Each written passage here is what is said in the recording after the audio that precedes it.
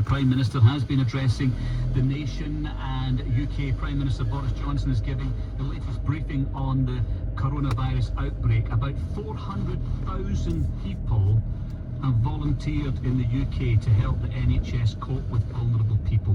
It's fantastic. In fact, some 405,000 to be exact have signed up in 24 hours alone to volunteer with the NHS after a recruitment drive to help the vulnerable amid the coronavirus crisis. The Prime Minister Boris Johnson announced, and speaking at the daily news conference, he said they would play an absolutely crucial part in fighting the virus. The helpers are needed for delivering food and medicines and driving patients to appointments and phoning the isolated. The scheme is one of a number aimed at relieving pressure on the NHS.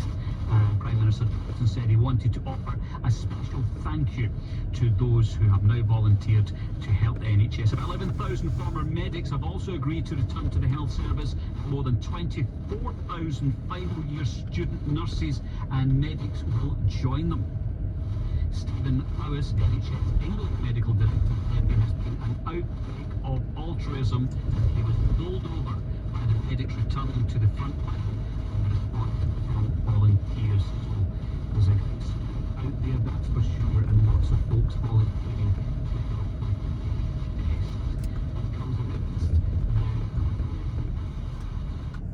Now, my impression from my conversations with the Treasury and those of my colleagues, that he's minded to do something, he's just figuring out how to do it. But in the meantime, people are struggling right now. So in terms of our support, from a Scottish Government perspective, we've got some welfare support in place. So if you're struggling to pay your council tax, for example, there's the council tax reduction scheme. If you're struggling to pay your mortgage, there's mortgage holidays.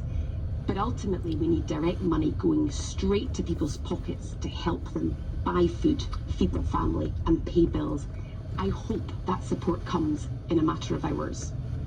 Very briefly, in England, they've got 405,000 volunteers already to help their NHS. How come you can't do that in Scotland? Well, there's lots of people volunteering already. Lots of people volunteering when it comes to community resilience, who want to contribute, those that have retired going back into work. And we are very, very grateful for that volunteering. But there's nobody, sorry to interrupt, but there's nobody volunteering at the Queen Elizabeth Hospital, is there, where people are still walking in without cleaning their hands?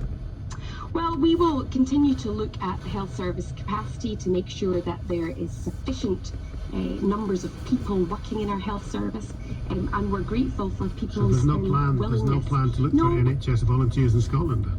No, there's always a plan. This is an ongoing plan that as the situation unfolds, we'll be ready to meet it, and I'm sure that there will be more formalised mechanisms for people to make their support known.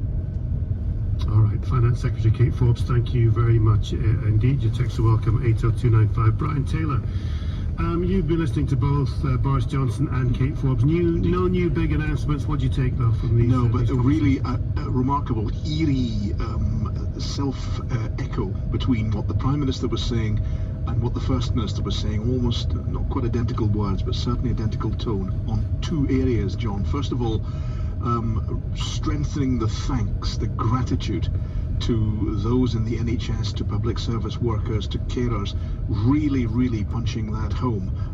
The thank you from the Prime Minister and also from the First Minister. I'm sure, absolutely certain, that's part of an exercise, a deliberate exercise in trying to bolster morale in the face of a quite dreadful set of circumstances with a quarter of the globe in lockdown.